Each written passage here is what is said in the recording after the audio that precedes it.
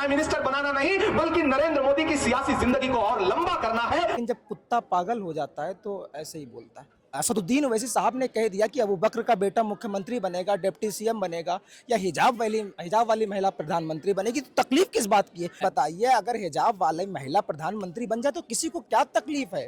क्या तकलीफ है? क्या संविधान इसकी इजाजत नहीं देता है? उनकी माँ ने अगर दूध पिलाया है, आपके वीडियो के माध्यम से, आपके चैनल के माध्यम से कह रहा हूँ, अगर उनकी माँ ने ये दूध पिलाया है कि हमने पैसा लिया, तो वो साबित कर दें। इमरान प्रतापगढ़ी की बात ही मत कीजिए। मैं आज इमरान प्रतापगढ़ी जो है असदुद्दीन ओवैसी साहब के बारे में जो भी बोल रहे हैं, जो आज है, वो सिर्फ ओवैसी साहब की वजह से है, एमआईएम की वजह से है। लेकिन फिर भी क्या कीजिएगा कि होती है, छोटे लोगों की आदत होती है ना कि जब वो कामयाबी उरूज पा जाते हैं तो भौंकने लगते हैं। जैसे कुत्तों की आदत होती है, खाना दे दो और उसके बाद जो है थोड़ी देर बाद वो भौंकने लगते हैं। दिल्ली में कांग्रेस 70 सीटों पर चुनाव लड़ती है, एक भी नहीं जीतती है। कौन है भाजपा की बी टीम? बिल्कुल, एक दिन इस देश की महिला प्रधानमंत्री हिजाब वाली प्रधानमंत्री बनेगी और इंशाल्लाह इस बार जो है मेयर जो है वो हिजाब वाली बनेगी। मुंबई में 15 तारीख को बीएमसी के चुनाव होने हैं। तमाम पार्टियां चुनावी मैदान में है, लेकिन सबकी नजर टिकी हुई है गोवंडी के ऊपर, क्योंकि चुनिंदा सीटों पर समाजवादी पार्टी चुनाव लड़ती है और चुनिंदा सीटों पर ऑल इंडिया मजलिस इत्तेहादुल मुस्लिमीन भी चुनावी मैदान में उतरी है। कांटे की टक्कर है गोवंडी के अंदर। अभी हमारे साथ मौजूद है मोहम्मद अंसार, जो ऑल इंडिया मजलिस इत्तेहादुल मुस्लिमीन के मीडिया प्रभारी हैं। उनसे बातचीत करेंगे।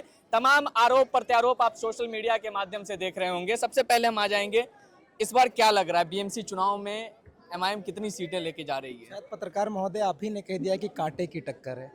अल्हम्दुलिल्लाह बहुत कांटे की टक्कर है और एक दिन का वक्त बचा हुआ है। इंशाल्लाह एक तरफा माहौल एमआईएम के हक में। एक तरफा। लेकिन समाजवादी पार्टी यहाँ पे कह रही है कि वो हैदराबादी शेरवानी यहाँ नहीं चलने वाली है गोवंडी के अंदर। कौन कह रहा है? समाजवादी पार्टी। कौन कर रहा है? अरे समाजवादी पार्टी, अब आसिम आजमी है यहाँ से विधायक, तो वही कहेंगे। उसको तो ये अधिकार ही नहीं है कहने का कि हैदराबाद से। मुझे पत्रकार महोदय पहले ये बता दीजिए, क्या हैदराबाद हिंदुस्तान का हिस्सा नहीं है? बाहरी कैसे हो गया? और दूसरी बात, अगर ये बाहरी कह रहे हैं तो पहले अपने गिरबान में झांक कर देखें। आपके माध्यम से बता दूं, ये कह रहे थे कल कि उत्तर प्रदेश में के अलावा हम कहीं चुनाव नहीं लड़ते हैं। आप कहीं क्लिप चल रही है, उत्तर प्रदेश के अलावा हम कहीं चुनाव नहीं लड़ते। तो इनसे पूछिए, मध्य प्रदेश ये घास छीलने गए थे? 71 सीटों पर वहां जाकर के चुनाव लड़े और 5 से 10 सीटें ऐसी थी जिसमें 5 से 10 हज़ार वोट पाए, जिस वजह से वहां पर भाजपा आ गई। गुजरात क्या करने गए? महाराष्ट्र में 2 सीटें गठबंधन में मिली, लेकिन 7 सीटें आप एमआईएम को हराने के लिए गठबंधन से हट करके चुनाव लड़े। क्या है ये? नहीं, तो वो ये भी कह रहे थे ना कि बिहार के अंदर हम जा करके चुनाव लड़ करके सेकुलर ताकतों को कमजोर नहीं कर रहे थे, बल्कि सेकुलर ताकतों को मजबूती दे रहे थे, हम साथ दे रहे थे। हम कौन से कम्युनल वाला एजेंडा खेल रहे थे? हम कौन सा? दूसरी बात मैं आपको बता दूं, हम जो है वो 25 सीटों पर अपने उम्मीदवारों के नाम जारी किए। 2 लोगों के नॉमिनेशन रिजेक्ट हो गए। 23 में से हम 5 जीत गए। 2 सीटों पर हम दूसरे नंबर पर हैं। 1 सीट आदिल हसन साहब को हरवा दी गई। बताइए मुझे, 23 सीटों पर चुनाव लड़ने वाला भाजपा के बी टीम है या कांग्रेस या समाजवादी पार्टी भाजपा की बी टीम है? कांग्रेस पार्टी जो है वो 60 सीटों पर चुनाव लड़ती है और 6 सीटें जीतती है और 54 सीटें किसके खाते में जाती है? आपके बयान पे आते हैं कि आप जो बयानबाजी करते हैं अबू बकर और सिद्दीकी, इन सब। अरे भाई, ये संवैधानिक, भाई हमने कौन सा गलत बोल दिया? ये अगर असदुद्दीन ओवैसी साहब ने कह दिया कि अबू बकर का बेटा मुख्यमंत्री बनेगा, डिप्टी सीएम बनेगा या हिजाब वाली महिला प्रधानमंत्री बनेगी, तो तकलीफ किस बात की है? क्या हम संवैधानिक बात भी ना करें? मतलब ये भी हक हमसे छीन लोगे? संविधान से मिला हक हमसे छीन लोगे? मतलब ये भी हम बात ना करें? वाह साहब, कमाल की बात कर रहे हैं। मतलब आपकी अक्ल, जरा सा भी अक्ल सुन। कह रहे ना आप लोगों की वजह से ध्रुवीकरण होता है। बताइए, क्या मुझे बताइए, अगर हिजाब वाले महिला प्रधानमंत्री बन जाए तो किसी को क्या तकलीफ है? क्या तकलीफ है? क्या संविधान इसकी इजाजत नहीं देता है? क्या ये कम्युनल अकॉर्डिंग आता है क्या? मुझे बताइए ना। अरे आप हिजाब वाली प्रधानमंत्री बनने की बात कर रहे हैं, कम से कम मेजोरिटी के सीट पे चुनाव तो लड़िए। अरे लड़ तो रहे हैं, हमने बिहार जीता नहीं क्या? आपको जहां कांग्रेस धड़ाम हो गई वहां हम 5 जीत करके आए। 1 पर हम दूसरे नंबर पर रहे, 2 सीटों पर हम जो है 2 सीटों पर हमको हरा दिया गया। हम जीते नहीं क्या? हम तो बहुत कम सीटों पर चुनाव लड़े। और आंकड़े आपको बता दूं, ये कहते हैं कि हम भाजपा जिताने आए। बिहार में टोटल कितनी विधानसभा सीटें हैं? 243 विधानसभा सीटें हैं ना। हम सिर्फ 23 सीटों पर चुनाव लड़ते हैं। चलो कुछ वक्त के लिए मान लेते हैं कि असदुद्दीन ओवैसी साहब की वजह से आप वो 23 की 23 सीट, कुछ वक्त के लिए मान लेते हैं कि 23 की 23 सीट आप हार गए, तो 243 में 23 कम कर दीजिए। अब फिर 220 का सवाल पूछिएगा। 220 तो वो ये कह रहे हैं ना कि आपके बयानबाजी की वजह से, आपके जाने की वजह से आप एग्रेसिव होकर के चुनाव लड़ते हैं, अरे आप भाई, एग्रेसिव हमारा होकर के अधिकार भाषण नहीं है, देते हैं। हमारा अधिकार नहीं है। उत्तर प्रदेश की पार्टी समाजवादी पार्टी आकर के महाराष्ट्र चुनाव लड़ सकती है, गुजरात जाकर चुनाव लड़ सकती है, मध्य प्रदेश जाकर चुनाव लड़ सकती है, लेकिन हम हैदराबाद से चल करके महाराष्ट्र चुनाव नहीं लड़ सकते, बिहार चुनाव नहीं लड़ सकते। वाह भाई, कैसा दोगलापन है, कमाल हाँ, है। तो अब तो यहाँ से अबू आसिम आजमी कह दिए ना कि पैसा लेकर के आए थे।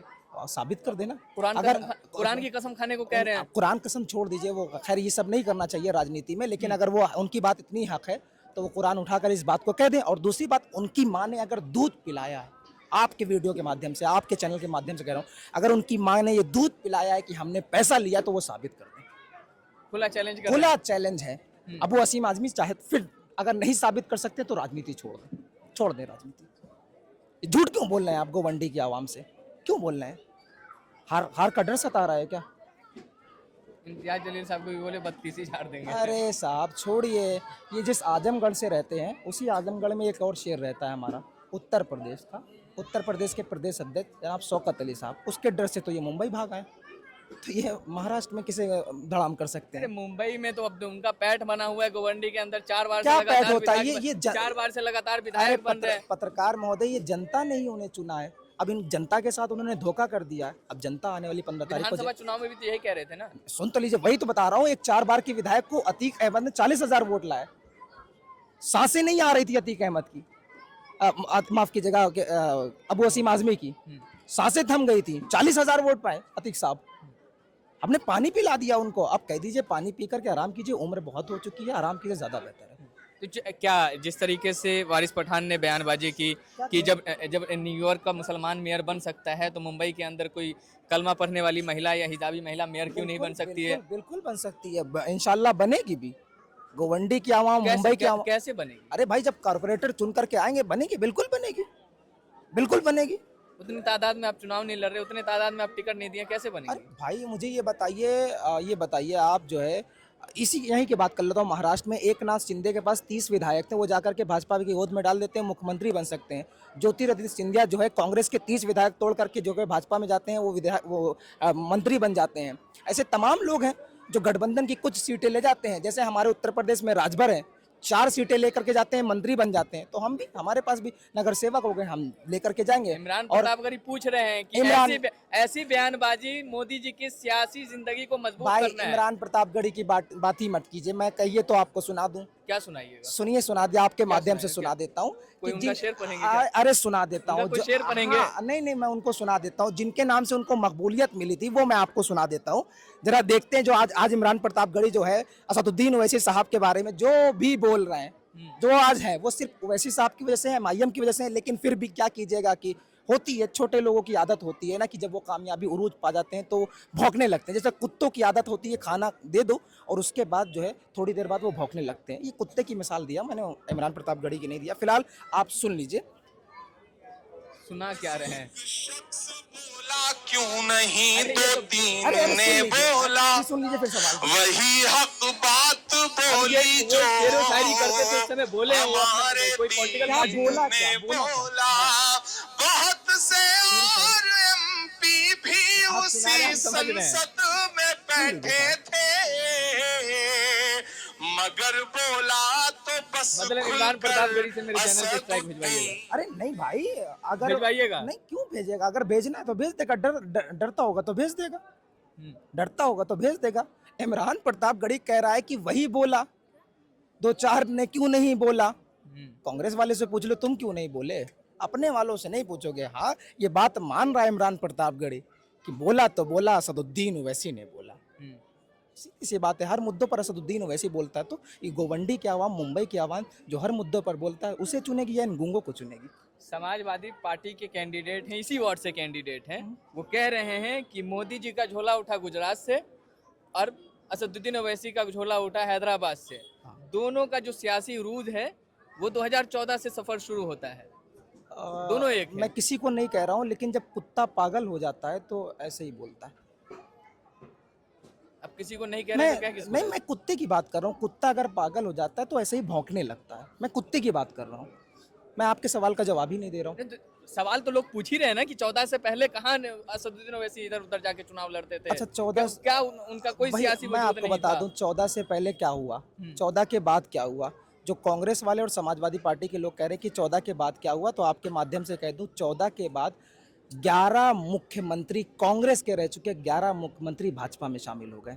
और बताता हूं 200 से ज्यादा कांग्रेस के मुख्यमंत्री भाजपा में शामिल हो, विधायक कांग्रेस के। माफ कीजिएगा, विधायक भाजपा में शामिल हो गए। ज्योतिरादित्य सिंधिया 30 विधायक ले जाकर के भाजपा की गोद में डाल देता है।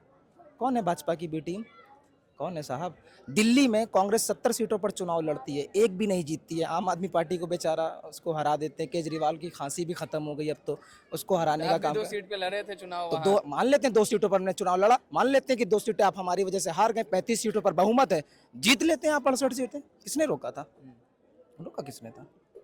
तो क्या अब ये बातें की उम्मीद लगाई जाए जो बारिश पठान ने स्टेटमेंट दिया वो सही हो अरे सकता है? बिल्कुल बिल्कुल, एक दिन इस देश की महिला प्रधानमंत्री हिजाब वाली प्रधानमंत्री बनेगी, और इंशाल्लाह इस बार जो है मेयर जो है वो हिजाब वाली बनेगी, इस बार ही। इस बार भी इंशाल्लाह इंशाल्लाह। चलिए देखते हैं, वो खैर आने वाला वक्त बताएगा। 16 तारीख को रिजल्ट आना है, 15 तारीख को चुनाव होना है। तमाम राजनीतिक बयानबाजियां होती रहेंगी। हमारा सफर इसी तरीके से जारी रहेगा। फिर मिलते हैं आपसे अगली वीडियो में। बहुत बहुत धन्यवाद।